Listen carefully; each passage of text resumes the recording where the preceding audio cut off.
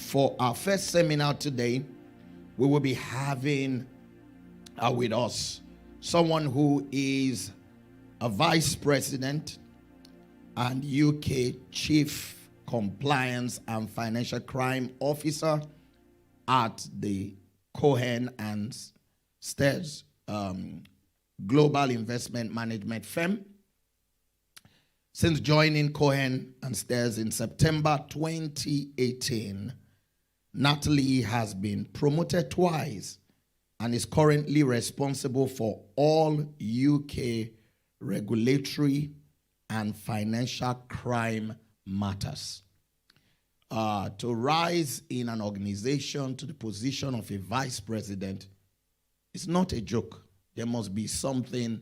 I remember calling her sometime last year, and she was in Japan or Hong Kong doing some meetings for the firm. You know, where you move from going to Bristol to have a meeting to now going to Japan and Hong Kong to have meetings, then you know that you are growing. Praise God. Now, prior to joining Cohen and Steers, Natalie worked at prominent investment firms, including M&G Investment and Legal and General Investment Management. Natalie began her career in investment banking, working as an analyst at Goldman Sachs. Anybody know about Goldman Sachs? So, you would see that she looks like you. She doesn't have 4 eyes. She has 2 ears just like you. If she can do it, you can do it too. So we want to know how. How did you get there? And how can I get there? With Jesus' joy, you know Natalie. She's a daughter of this house. We married her off 2 years ago, 2022 it was. And we are glad to have her here to share with us and to be a blessing. Please, let's welcome Mrs. Natalie Ekhaguere.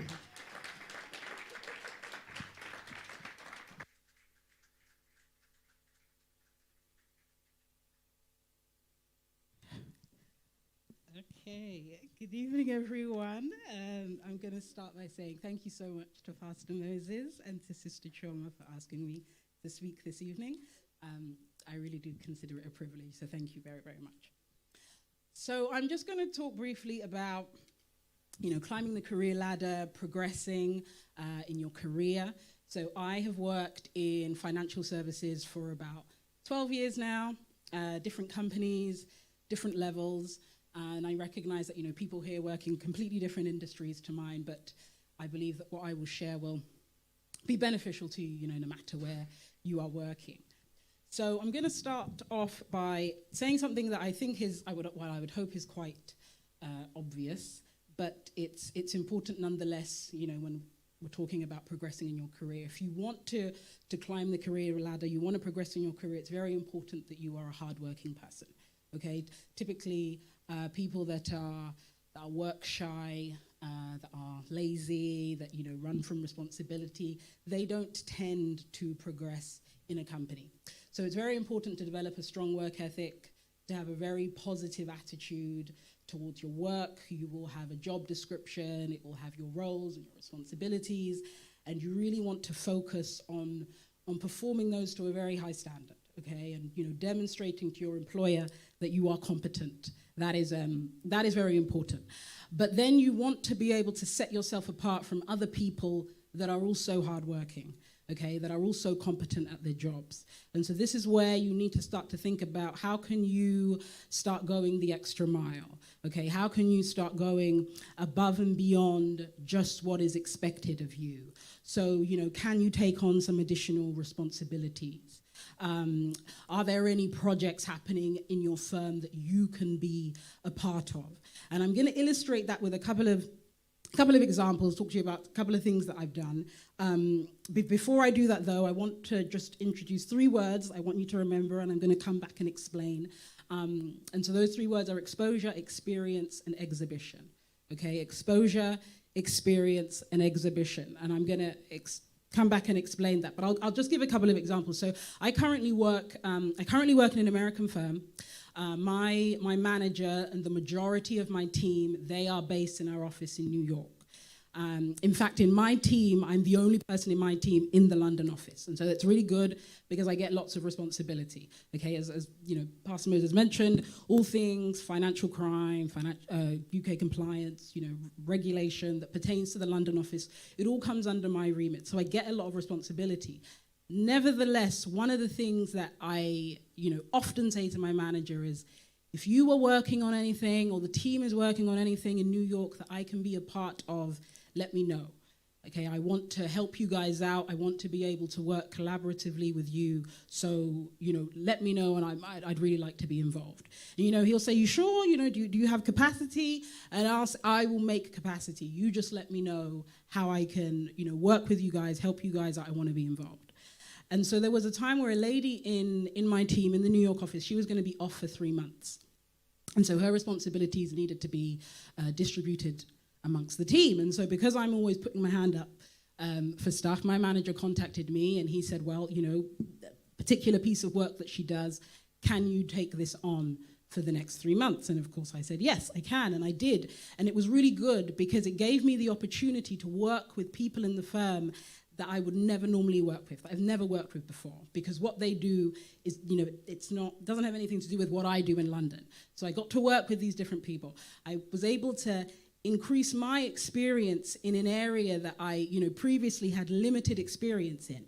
And so that was good for my professional development.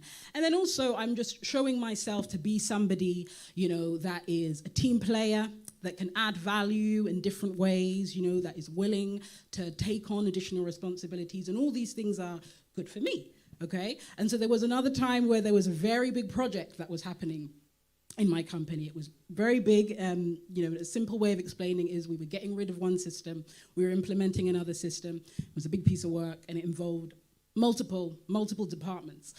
But my specific team, they were not really involved in the implementation of that project.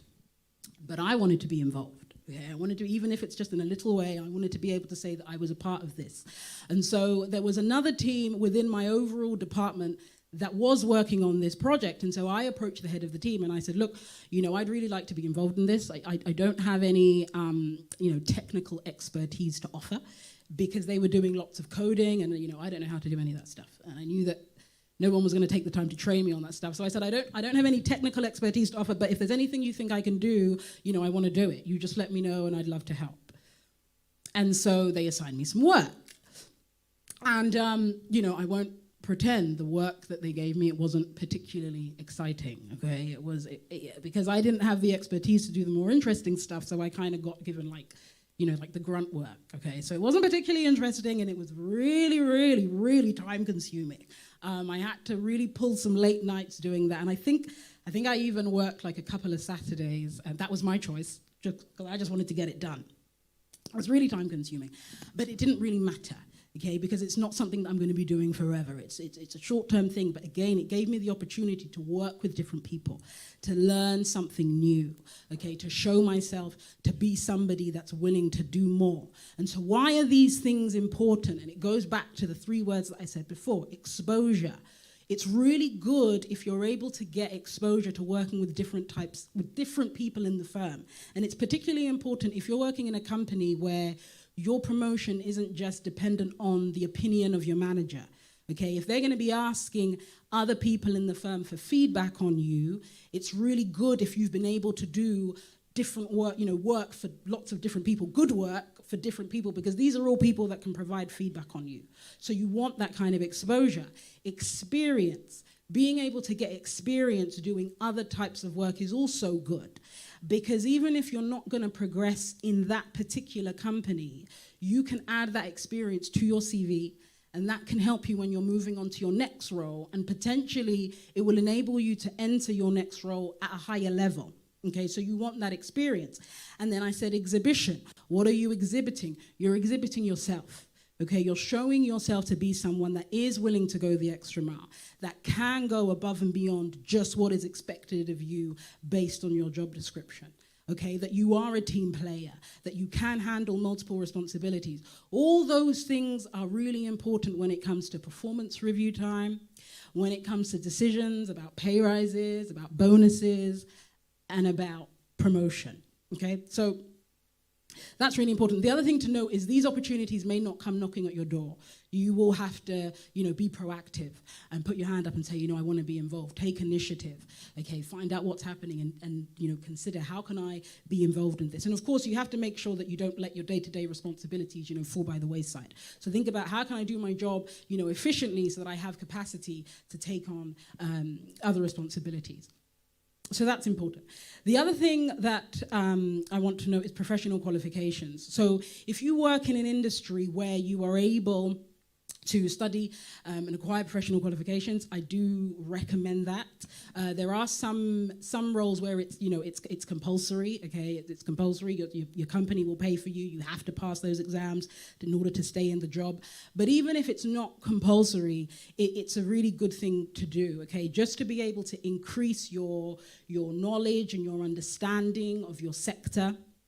That's always a good thing. And also, sometimes just having that accredited professional qualification on your CV, it just demonstrates that you are really equipped to progress to the next level. Okay, so make that investment in yourself. I've done a few.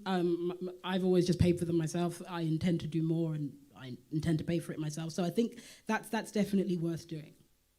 So the next thing I want to talk about the people aspect of things, because that's really, really important. Okay, if you're wanting to progress in your career, it's not just enough to be smart and to be hardworking. You have to have, develop good relationships with your colleagues, okay? People generally need to like working with you.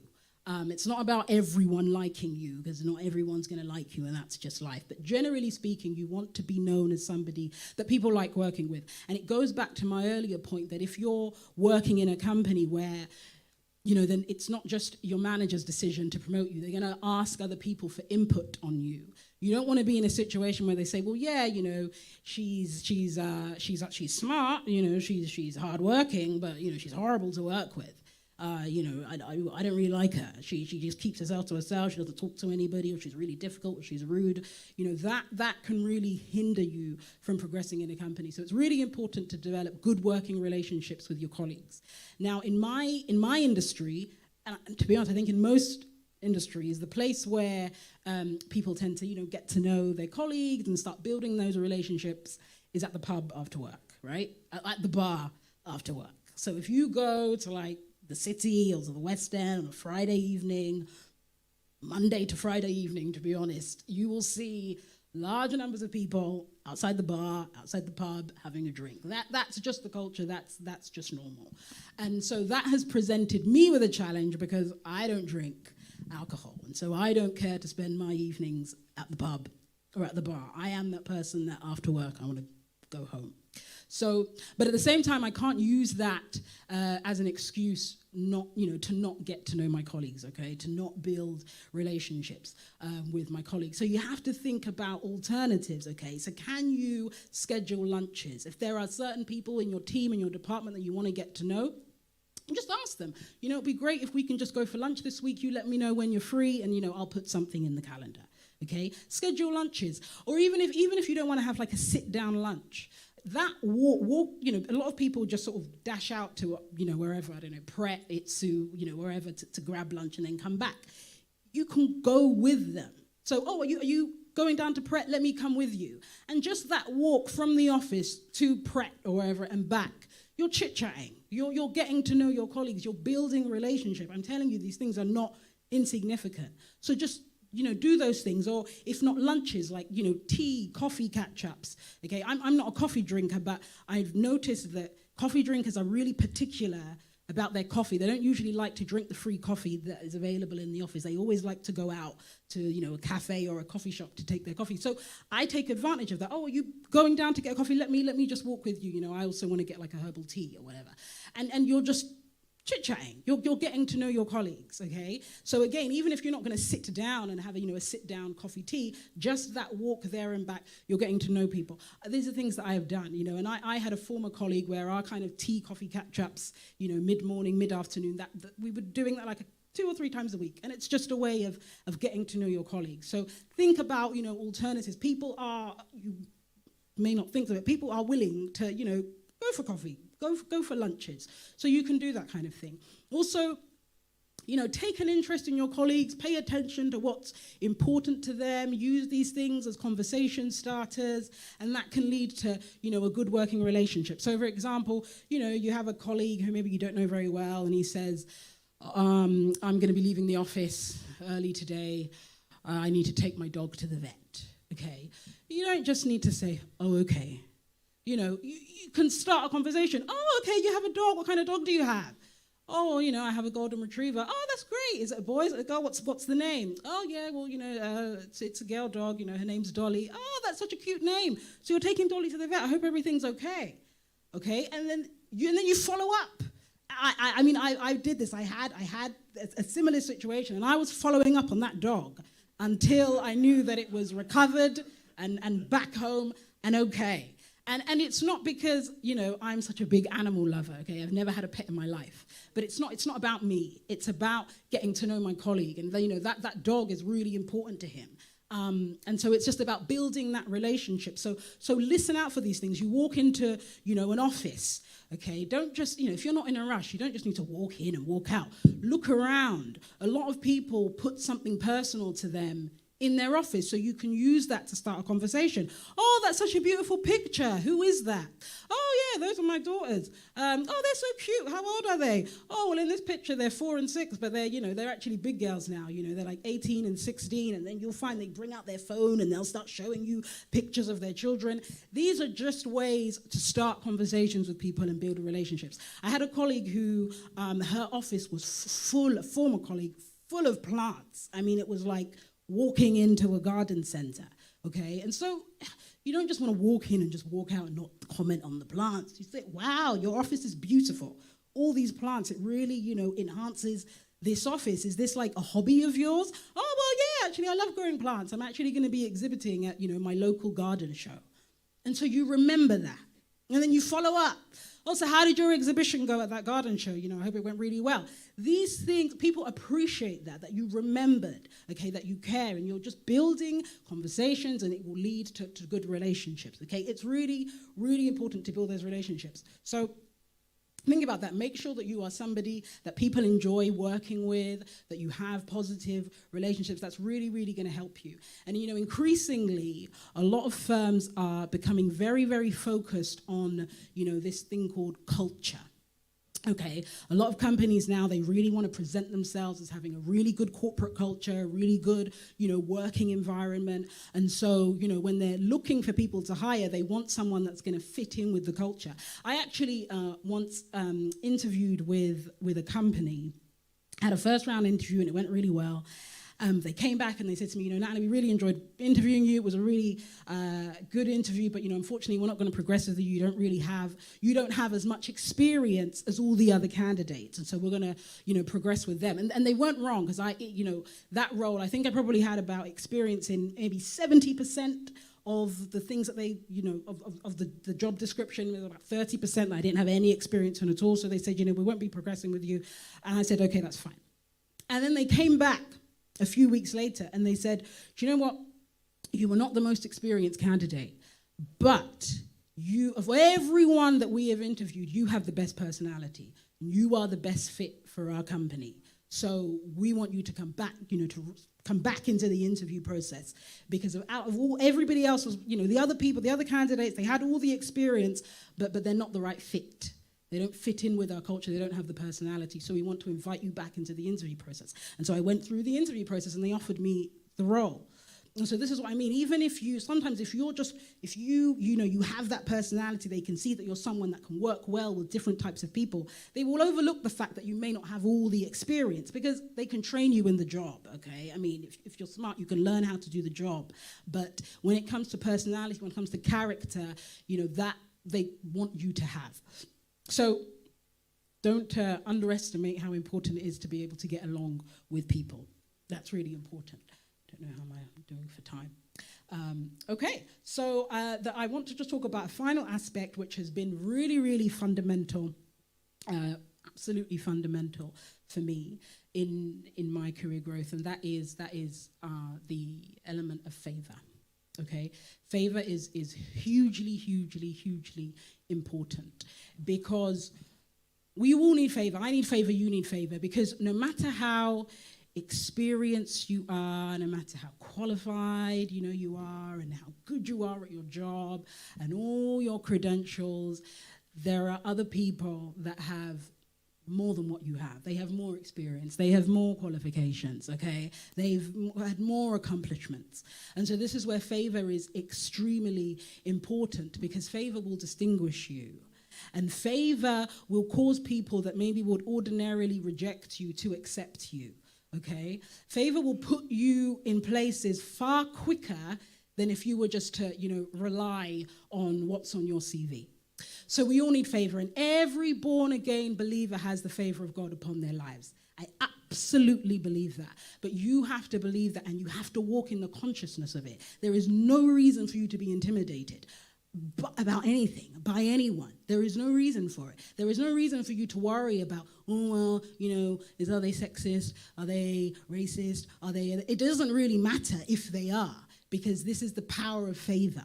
Okay, and so you must walk in the consciousness that you are favored by God. It's really important. And I'm going to just tell you a quick story. So I started, as you know, I sort of started my corporate career at Goldman Sachs. Okay, and I was there on they gave me a fixed 2-year contract. And I started at Goldman Sachs. And I even have a whole testimony as to how that even happened, but I don't have time for that now. But yeah, so I thought, okay, great, brilliant. I'm going to be at Goldman Sachs for 2 years. This is great. And I had people telling me, oh my gosh, you're working at Goldman Sachs. With Goldman Sachs on your CV, you will not have any trouble getting a job.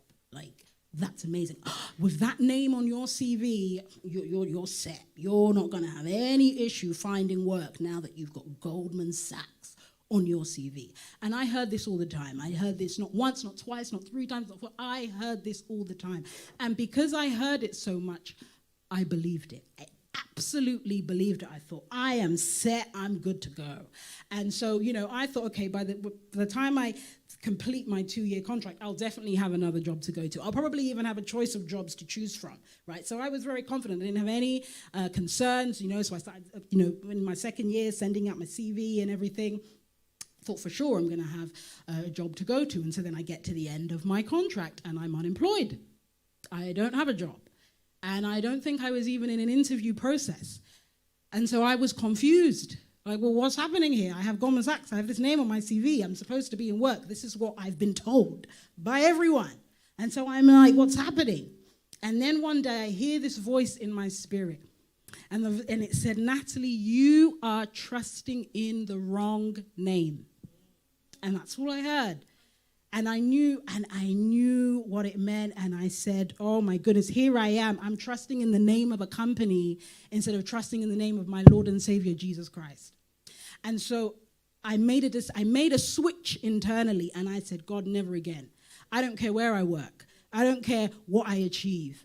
I am not going to, that's great, and I'm going to do everything that I can to, make sure that, my CV, my profile is as good as it can be, but I'm not going to put my trust in those things. I'm going to put my trust in my Savior, because he's the one that will open the doors for me. And so I made that switch internally, and then I got an email a few days later from a company, an investment company, that I had sent my CV to them like weeks or maybe even months before. And they said, oh, yeah, Natalie, we've seen your CV. We really like it. We'd like you to come and interview for a position at our firm. We've attached the job description. And so, if you're interested, let us know. This was from their HR department. If you're interested, let us know, and we will set up an interview for you. I said, okay, great. So I'm reading the job description. I read the job description. And then I reread the job description. And then I reread the job description. And I'm confused because there was nothing in that job description that I had experienced, and I hadn't done any of that stuff. I didn't even know what it meant. So I was like confused. So I thought, okay, they've made a mistake. Maybe they've sent me the wrong job description, or they've confused me with somebody else, because it wasn't, an entry level position. Okay, it had like a list of essential requirements, and then it had desirable requirements, and I definitely didn't have the desirable requirements, and I didn't have the essential requirements, so I thought there's been a mistake. So then I start writing an email back to say, well, I think you've made a mistake, maybe you sent me the wrong job description, and so I'm writing this, and then here comes that voice again that says, Natalie, go for the interview, there's no mistake. And so I'm like, okay, I'll go for the interview for this thing that I don't know what it is. And so I said, yeah, I'd like to come for an interview. And they scheduled the interview, I think, for it was going to be in 2 or 3 days' time. And so I'm thinking, okay, I've got 2 days. I can't, and I was trying to learn about this role, and I was just getting confused because I didn't know what it was. And then I thought, no, do you know what, forget it. They know that I haven't done this before, so I'm just going to spend my time learning all I can about the company. Everything that the company does, everything that they've accomplished, I'll just go there and be able to demonstrate that I've at least researched them, because employers love that, by the way, and that's just what I'm going to do. And so I get there, and the first interview, and I basically say, look, as you can see from my CV, I've never done this job before. I don't know what a compliance monitoring officer is. I have never done it before, but if you hire me, I'm going to be the best compliance monitoring officer that you've ever had, even though I don't know what it is. And then then I went to the second round interview and I said the same thing. I said, look, I've never done this job before, as you can see. I don't know what a compliance monitoring officer is, but you hire me and I'm going to be the best that you have had. And they put me through to the third round, and then they put me through to the fourth round, and I basically say the same thing, and then they offered me the job. And I was going up against people that had experience, that have done this, and they offered it to me, and that can only be the favor of God. And that was in 2013, and that was the last time that I was unemployed. I have not been unemployed since, and I have gone on to work at different companies. I've been promoted. I've gone on business trips. Never in my life did I ever think I would fly business class, not talk about first class, and I've flown business class, and I've flown first class, and all expenses paid. This is the favor of God. So I cannot emphasize enough that you have to be in everything that you do and you accomplish, and it's great, but be conscious of God's favor on your life. If you can commit your ways to Him, I'm telling you, He will bring your career aspirations to pass. You won't even know about it, that people are having meetings about you, discussing your promotion, discussing your pay rise, discussing your bonus, and you haven't even prayed for that. You haven't even asked Him for that, and it's just coming. So that is really, really important, and I don't want to, I think maybe my time is up, so I'm going to stop. But thank you so much. I'll just say, if you want me to look at your CV. I'm not claiming to be an expert in CVs or covering letters, but I know sometimes it can help if you have someone just to look, at your CV or cover letter, just to give you feedback. So that's something that I'm, happy to do for you. Or if you know somebody that you think might benefit from that, then you can, you can get my details from Pastor Moses or even myself. Thank you. God bless you.